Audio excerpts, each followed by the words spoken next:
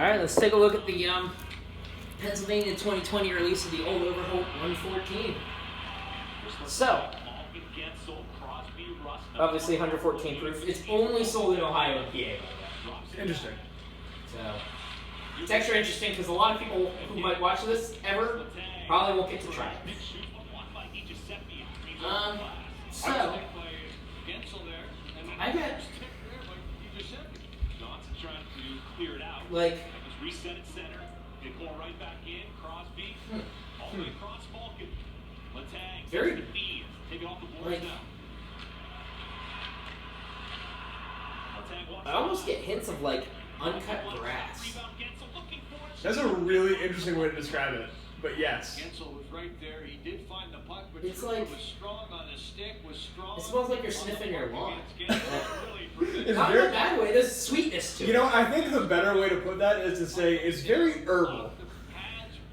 Yeah, but I mean, distinctly like a grass kind of smell, not necessarily. Well, herbal, so. I guess herbal's are wrong. Very botanical.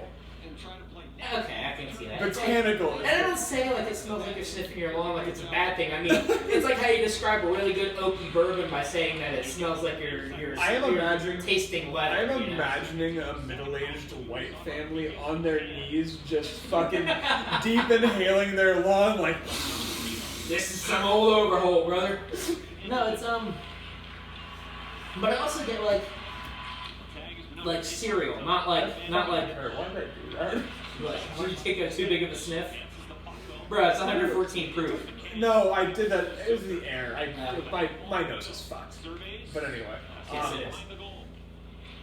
it is. No, but it's like sure. It definitely not like cereal as in like a box of cereal, like the grain. Yeah. I definitely get a lot of that as it opens up. This hasn't had a lot of time to air out. I've had this ball less than a week. But so let me try it.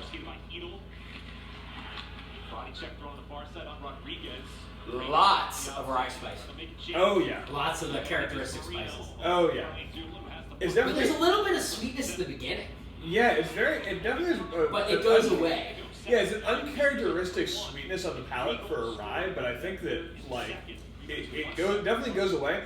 It's a lot smoother than the regular Overholt, even at 116 proof. But yeah, it's weird. It's like there's still a bit of that grass.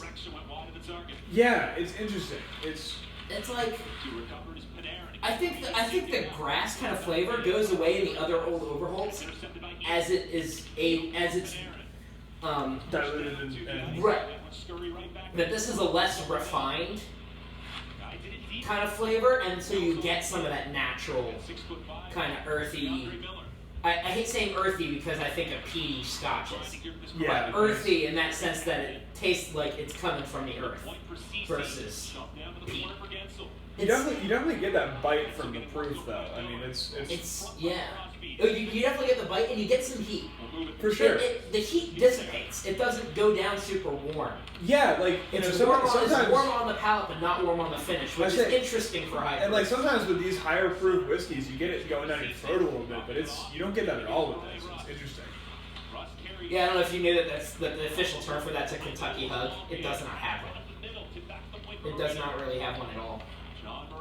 It's interesting. And then the second sip, it's mellowed out already. Yeah, it's like it's pleasant though. It's not like it's pleasant, but it definitely has the heat to it. It's interesting. It's like I don't usually just drink stuff that's 114, 115 proof. But this is one that you can just pour a glass of. Yeah, I would pour a glass of it, absolutely. You'd get hit off it, but you can pour a glass. And oh, you can hit off it for sure. So again, it's also worth pointing out this is the rye line from Jim Beam. Wait, what was the question? So that it's that. I haven't actually I've had so much of the Jim Beam stuff. I haven't actually had the rye. It makes me wonder how similar the Jim Beam rye is to Overholt. If there is similarity, or if it's a completely separate thing. Because I've had the whole Overholt lineup. And as have I. And what's interesting is that this has the characteristic spice that all of them have. but ooh, I feel warmth longer in the finish. Like the finish lasts a while and it gets warmer as it goes. Yeah, I do get that. Because I feel more of a I'm feeling more of a warmth that it just suddenly became noticeable to me. It's not in the throat though. It's kind of in the back It's of the. in like here. It's in like Yeah. like right below the throat, like right above your chest and below your throat. That's really interesting.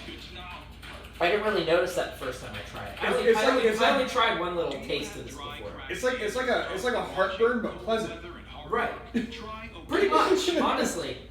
And the finish,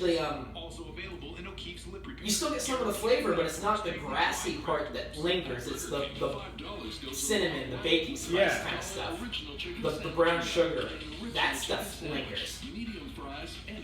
I feel like it's almost like, in terms of flavor profile, the finish is more pleasant than the actual palate. Yeah, it's really not that the palate's unpleasant at all. It's just like it refines itself as it lingers. Yeah, like it gets almost like a sweetness with a heat to it once it. Yeah, it's like I like it. It's good. This is only $30. We still have some. We still have like 4 cases. So you can't see his face, but he's now tempted. Tempted, motherfucker. I'm coming tomorrow.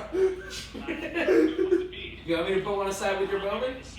Yes, please do. Actually, like genuinely. Yeah.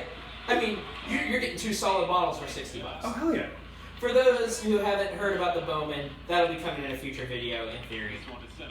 There's a whole thing about Bowman that I'll get into that I call it a hidden gem for a multitude of reasons. But this is like... Luckily, him talking about it on this channel won't make it any less hidden. You're right.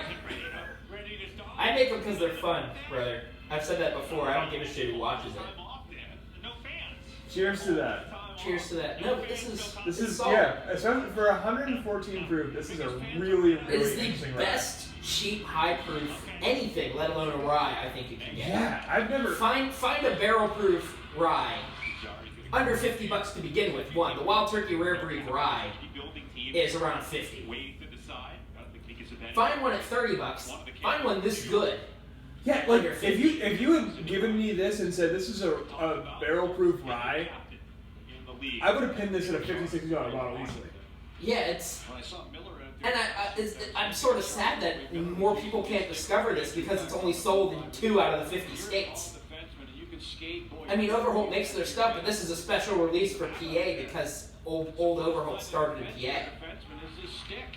If you can find this somehow, or if you can trade around for it, I mean, I recommend giving it a try. Absolutely. Where the fuck you're from. It'll definitely command a premium in other states, just because you can't get it. And once this batch is gone, this batch is gone. This is a 2020 release, so it will be different next time.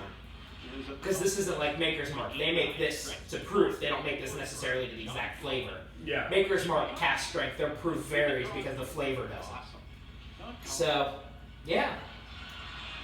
I'd say, I mean, I was impressed for $30. Hell yeah, for $30, this is great. I'm interested to see how you would compare it to the Rare Breed then. Granted, those are different mash bills completely. But still. But yeah.